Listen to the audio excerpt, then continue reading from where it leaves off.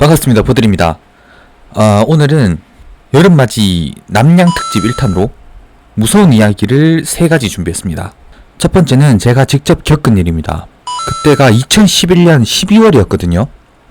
2011년 12월에 일병휴가 가려고 막 준비하고 있었는데 김정일이 사망했다는 뉴스가 전파되면서 부대에 비상이 걸렸거든요. 근데 제가 속했던 부대가 연평도 포격도발 이후로 서북도서 증원부대라는 부차 임무가 부여된 부대라서 거기 지원을 갔습니다. 중대장 말로는 2-3주 정도 있을 것 같고 추후에는 사태 동의를 봐가면서 복귀한다고 하더라고요. 어쨌든 여기 연평도로 가서, 여기가 연평도거든요. 연평도로 가서 군인의 숙명인 초소 근무에 들어갔는데 포항에 있는 초소랑 분위기 자체가 달랐습니다.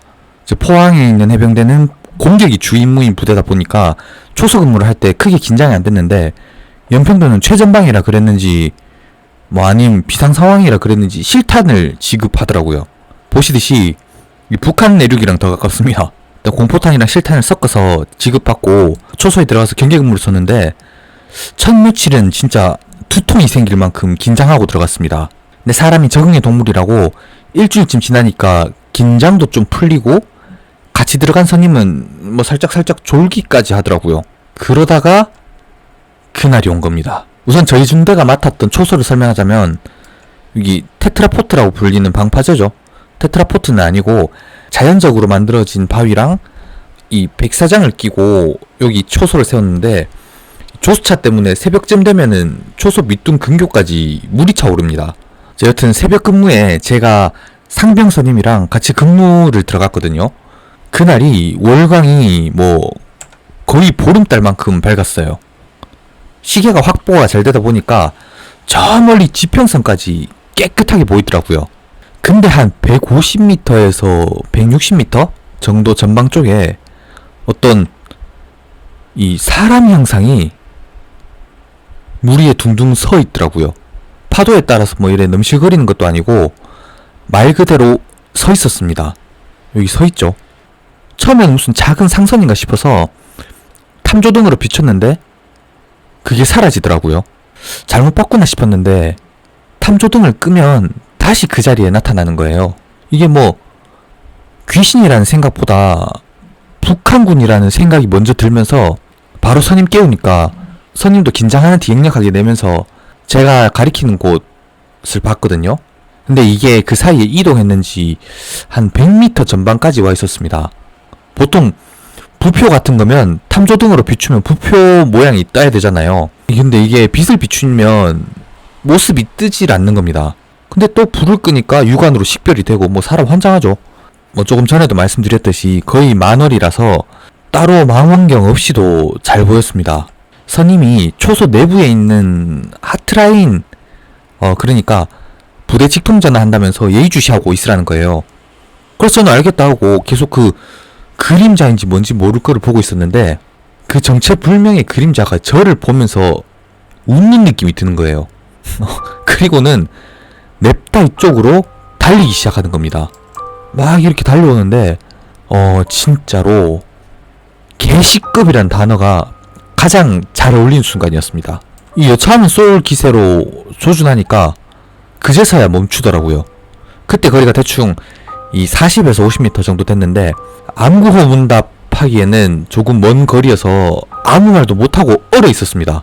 그때 마침 선임이 초소 밖으로 나오면서 이 유선이 끊긴 것 같다고 옆 초소에 무전 친다면서 96K 통신 장비로 연락을 시도하는데 반응이 없는 거예요. 그 사이에 그게 한 30m까지 흐느적 걸어오는데 와, 그 얼마나 기괴한지 차라리 빨리 왔으면 좋겠다는 생각이 들 정도였습니다. 저는 이제 근무 수칙대로 조정관 안전에서 단발로 풀고 이거를 먼저 했는지 경고를 먼저 했는지 지금 기억이 잘 안 납니다. 어쨌든 단발로 풀고 총구 겨누고 암구 수화를 시도했죠. 손들어 더 이상 움직이면 쏜다. 소속을 밝혀라. 화랑 25m. 손들어 더 이상 움직이면 쏜다. 소속을 밝혀라. 화랑 20m. 손들어 더 이상 움직이면 쏜다. 소속을 밝혀라. 화랑 15m. 와, 그때가 진짜 한겨울이었는데 땀이 비 오듯이 흘렀습니다. 그리고 한 10m 정도 됐을 때 격발을 했거든요. 공포탄 소리가 그날따라 진짜 매우 크게 울리더라고요. 이 교범대로 3회 시도했는데도 뭐 이 족가락 마이싱으로 다가오길래 쐈는데, 보통 이 물리 법칙에 지배되는 생물이라면 어떤 반응이라도 있어야 되잖아요. 근데 아무 반응이 없었습니다. 이게 한 8m 앞까지 오니까 이제 진짜 와 큰일 난 것 같아서, 아 진짜 큰일 났구나 하면서 머리가 하얘지면서, 확실히 원령이 밝다 보니까 얼굴도 보였거든요. 이 사람의 이목구비가 달려있더라고요. 너무 평온한 할머니 얼굴이었는데 와 그게 더 기괴하더라고요. 그때 이런 시나리오가 떠올랐습니다. 북한군이 침공했고 저 앞에 있는 건 어떤 형식으로든 이 남한 측 초소 근무자들을 교란할 목적으로 투사시킨 영상? 뭐 홀로그램? 같은 건가? 뭐 이런 생각이 실제로 들었습니다. 그때 선임이 야 일단 부대에 가서 보고하자 뭐 이러면서 초소를 이탈해가지고 막 달리기 시작하는 겁니다. 막 달려가는데 저도 정신이 없어가지고 뭐 부지불식간에 10초 정도 따라갔거든요. 따라가다 보니까 이게 초소를 이탈한 거잖아요. 탈영인 건데 이거 군법에 후회되겠다 이런 생각도 들면서 선임한테 저는 초소에 남아가지고 대응사격이라도 하고 있겠습니다 하고 초소로 다시 돌아갔는데 뒤에서 막 소리치더라고요. 막 욕하면서 야 지금 상황 파악 안 되냐, 상부에 보고해야 되는데 지금 통신이 먹통이잖아, 일단 복귀하자. 그래서 제가 땡땡 해병님은 복귀하셔서 상황 전파하시고 저는 초소에 있겠습니다 하고 초소로 뛰어 올라갔습니다. 근데 초소 안에 방금 도망가던 선임이 졸고 있더라고요. 그래서 돌아보니까 도망가던 선임은 온데간데 없고 제 전투복이 허벅지 정도까지 바닷물로 젖어 있었습니다. 제가 가던 방향이 바다 쪽이었던 거예요. 뭐 이 일이 있은 후에 공포탄 쏜 것 때문에 경위서 쓰고 군기교육 받고 그랬는데 연편부대 내에 동기가 이런 말 하더라고요. 야 니도 큰일 날 뻔했네. 이 바다 할머니라고 괴담이 하나 있는데 민간인이든 군인이든 바닷가에 떠있는 할머니 보고 따라 들어갔다가 익사한 사건이 몇 번 있었잖아. 우리 부대에 박 땡땡 해병님이라고 그 양반도 2달 전에 바닷가에 들어가는 거 같이 근무 서던 다른 선임이 뭐 개머리판으로 철모 쳐가지고 겨우 정신 차린 거 데리고 나왔잖아. 그 선임도 어떤 노파가 물에 떠 있는 거 봤대. 이러는 겁니다. 네.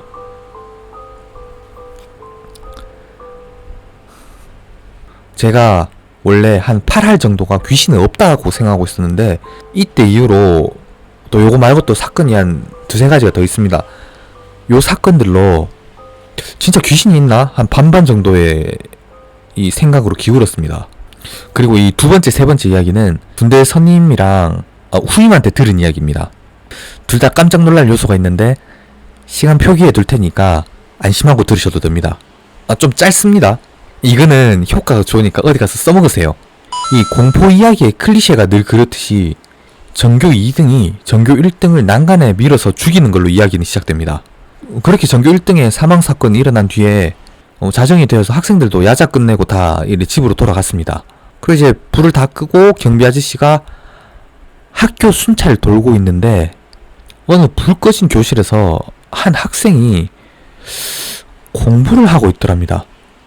경비 아저씨는 야자 시간도 끝났는데 뭐지?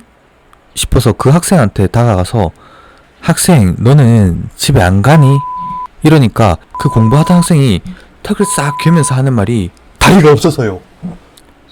네, 이야기는 여기 제가 마이크 때문에 가려서 그런데 이렇게 팔을 괜다고 하고 다리로 이렇게 걸어가는 모션을 해주셔야 됩니다. 그 3번째 이야기는 추리와 미스테리에 가까운 이야기입니다. 학교에서 늘 괴롭힘을 당하는 학생이 있었는데 어느 날 유서랑 이 녹음기 하나를 남기고 자살을 합니다.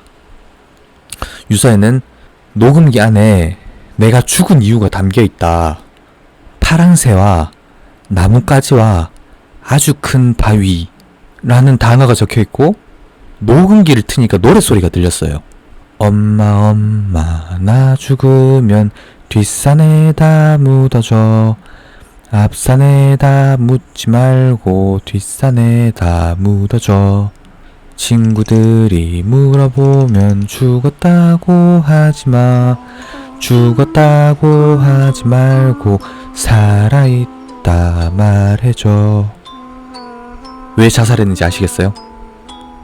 자, 다시 녹음된 노래의 내용을 들려드릴게요. 엄마 엄마 나 죽으면 뒷산에다 묻어줘. 앞산에다 묻지 말고 뒷산에다 묻어줘. 친구들이 물어보면 죽었다고 하지마. 좀 고전일 수도 있는데 효과 진짜 좋습니다. 특히 이야기 마지막에 뭐 파랑새니 나뭇가지니 하는 건 일종의 이 맥거핀으로서 상대가 미스테리 이야기라는데 초점을 두게 하는 장치죠. 여튼 오늘은 남양 특집 1탄으로 무서운 이야기를 해봤고, 다음 시간에는 남양 특집 2탄으로 돌아오겠습니다. 그럼 안녕!